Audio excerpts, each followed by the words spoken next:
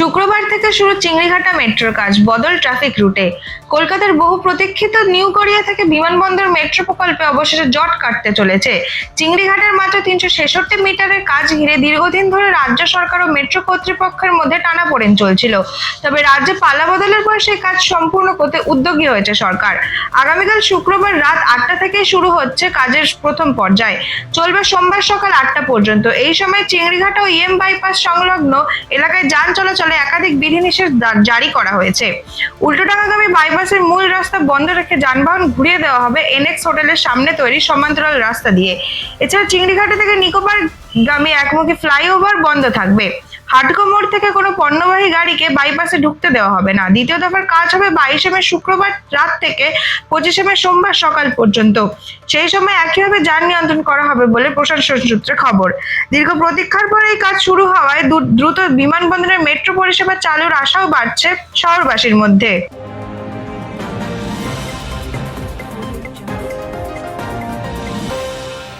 High court চত্বরে মমতাকে ঘিরে উত্তেজনা, উঠল চোর চোর স্লোগান। হাইকোর্টে ভোট পরবর্তী হিংসা মামলার শুনানি শেষ হতেই চাঞ্চল্যকর পরিস্থিতি তৈরি হলো আদালত চত্বরে।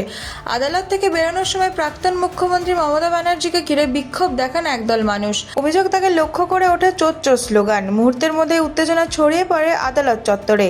নিরাপত্তার জন্য মমতা বন্দ্যোপাধ্যায়কে সেখান থেকে বের করে নিয়ে যাওয়া হয়। ঘটনায় রাজনৈতিক মহলে শুরু হয়েছে জোর চর্চা।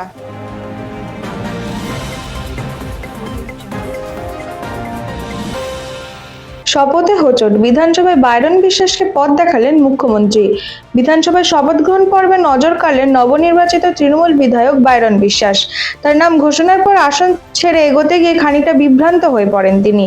শপথ পাঠের টেবিলের সামনে দিয়ে ঘুরে মুখ্যমন্ত্রী শুভেন্দু অধিকারীর আসনের দিকে এগিয়ে যান বাইরন। তখনই আঙুল দেখে তাকে সঠিক পথে যাওয়ার ইঙ্গিত দেন মুখ্যমন্ত্রী। এরপর শপথ বাক্য পাঠ করা শুরু করলেও একাধিক জায়গায় আটকে যেতে দেখা যায় বাইরন বিশ্বাসকে। আমি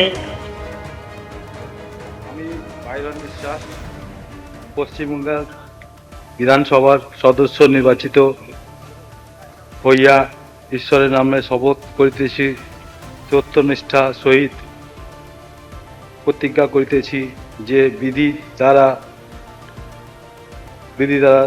সব স্থাপিত ভারতের সংবিধানের প্রতি আমি অকৃত নিষ্ঠা ও অনুগত পোষণ করিয়া আমি ভারতের সার্বভৌমিক ও অখণ্ডতা রক্ষা করিব এবং যে কর্তব্য আমি গ্রহণ করতে উদ্যত হইয়াছি তাহা নিষ্ঠাপূর্বক নির্বাহ করিব।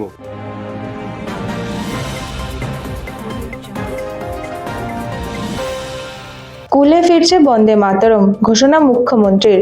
রাজ্যের সমস্ত বিদ্যালয়ে আগামী সোমবার থেকে প্রার্থনা সঙ্গীত হিসাবে গাওয়া হবে বন্দে মাতরম। এমনই ঘোষণা করলেন মুখ্যমন্ত্রী শুভেন্দু অধিকারী। বেসরকারি স্কুলগুলোতেও আবেদন জানানো হবে। তিনি জানান, নবান্নে ফিরে এই বিষয়ে আনুষ্ঠানিক নির্দেশিকা জারি করা হবে। সোমবার থেকেই নতুন নিয়ম কার্যকর হওয়ার সম্ভাবনা।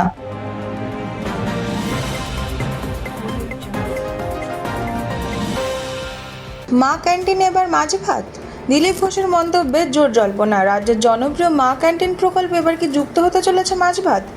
এমনই জল্পনা শুরু হয়েছে মন্ত্রী দিলীপ ঘোষের মন্তব্য ঘিরে। তিনি জানিয়েছেন, প্রকল্প চালু থাকবে আগের মতোই। ডিম ভাতের পাশাপাশি ভবিষ্যতে মাছ ভাতও যুক্ত করার ভাবনা রয়েছে সরকারের। শুধু তাই নয়, বর্তমানে যে পরিমাণে খাবার দেওয়া হয় তার পরিমাণও বাড়ানো হতে পারে বলে আশ্বাস দিয়েছেন মন্ত্রী। তবে মাছ ভাত চালু হলে গ্রাহকদের 5 টাকার কিছু বেশি খরচ করতে হতে পারে বলে ইঙ্গিত মিলেছে। সরকারি সূত্রে এখনও চূড়ান্ত ঘোষণা না হলেও দিলীপ ঘোষের এই মন্তব্য ঘিরে ইতিমধ্যে রাজনৈতিক ও সাধারণ মহলে শুরু হয়েছে জোর চর্চা।